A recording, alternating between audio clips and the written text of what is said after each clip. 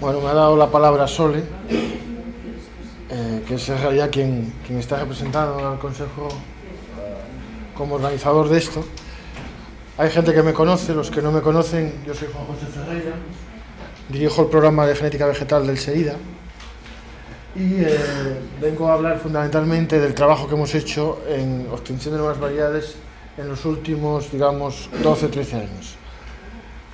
Los objetivos que traigo en esta jornada es describir en primer lugar los problemas que hemos tratado de resolver vía mejora genética clásica, describir cómo hemos obtenido nuevas variedades para resolver los problemas, esos problemas que hemos tratado de solventar, describir cuáles son las características de estas nuevas variedades y con el fin básico de poner a disposición del sector, de ustedes, la información más actual que tenemos en el campo de las nuevas variedades. Esto no es una cosa reciente, esto empezó ya en 1991, 1992, cuando se definieron varias estrategias vía mejora genética para obtener nuevas variedades que mejorasen el rendimiento del cultivo. En ese caso se priorizaron, allá por 1991 y 1992, tres problemas. Uno fue la virosis, el virus del mosaico común. Aquí presento los síntomas: arrugginamiento, arrugamiento. Luego entraremos un poco más en detalle en estos problemas. Otro de los problemas priorizados fue la antracnosis, la mancha, y otro de los problemas priorizados fue la arquitectura. Evidentemente no se podían resolver todos los problemas a la vez. Con este ciclo de mejora, 2092-2007, cerramos, creemos, esta primera fase y quizás podamos abordar algunos otros problemas en el futuro. Lo que tratábamos era de disponer, en definitiva, variedades que minimizasen estos tres problemas y que supusiesen un incremento en el rendimiento del cultivo. Es decir, que trabajando lo mismo hubiese menos problemas y se obtuviese mayor rentabilidad. Voy a hacer un pequeño repaso por encima de los problemas que hemos solucionado o que hemos tratado de solucionar. El primer problema fue la antracnosis. En aquel momento se hablaba del ferruño, de la mancha, de la semilla, etc. Aquí vemos los síntomas: una mancha de color marrón. Este es el hongo. Estos son los síntomas en la vaina.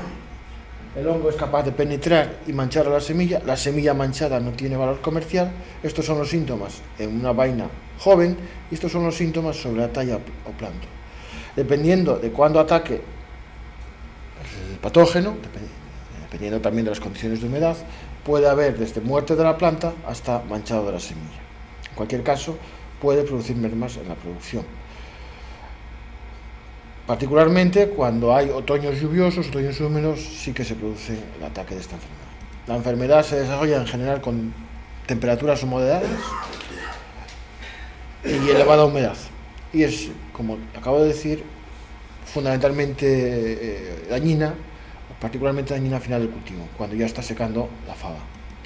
Hay técnicas, hay tratamientos fitosanitarios, hay varios, y hay técnicas culturales recomendables, como por ejemplo control de malas hierbas, el abonado. Exceso de nitrógeno suele incrementar el ataque de este patógeno, orientación del cultivo, etcétera, etcétera, rotaciones de cultivo, etcétera.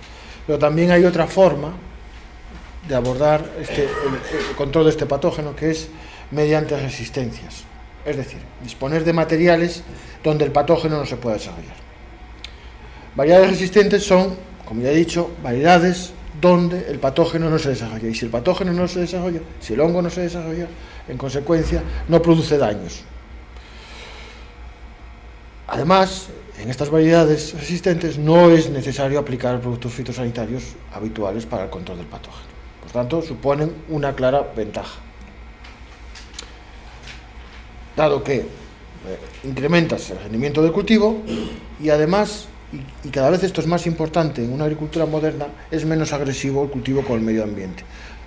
Cada vez se persigue aplicar el menor número posible de productos fitosanitarios.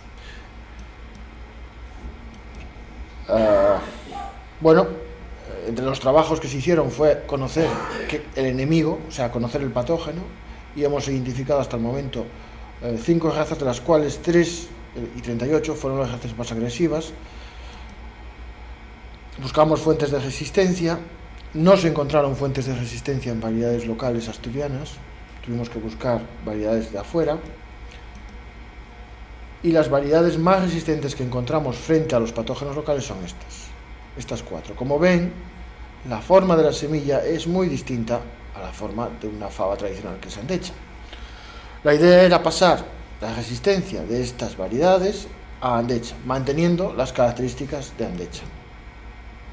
Estas 4 variedades resisten a todas las razas locales y se seleccionaron varias fuentes con el objeto de disponer de un abanico de variedades que protejan a diferentes espectros del patógeno, con el fin de prever que en el futuro el patógeno pueda evolucionar y aparezcan nuevas razas, y tener previsto materiales resistentes.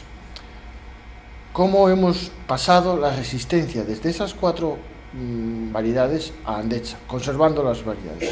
Lo hemos hecho por un mecanismo que es de mejora genética clásica, y concretamente con un mecanismo de retrocruzamientos.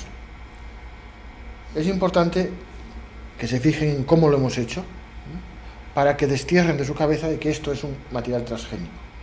No tiene nada que ver, es un material obtenido vía mejora genética clásica. Lo que hemos hecho es cruzar el material resistente por el susceptible, por faba. Los materiales derivados de ese cruzamiento los hemos vuelto a cruzar con el susceptible, y a su vez los materiales derivados de este cruzamiento resistente los hemos vuelto a cruzar con el material susceptible.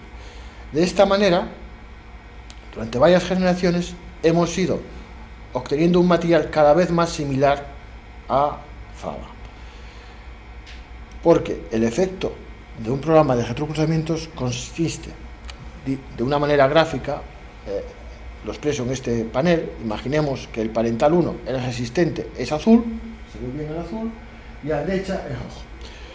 Con el primer cruzamiento conseguimos que la mitad de los genes sean de un parental y la otra mitad de otro parental.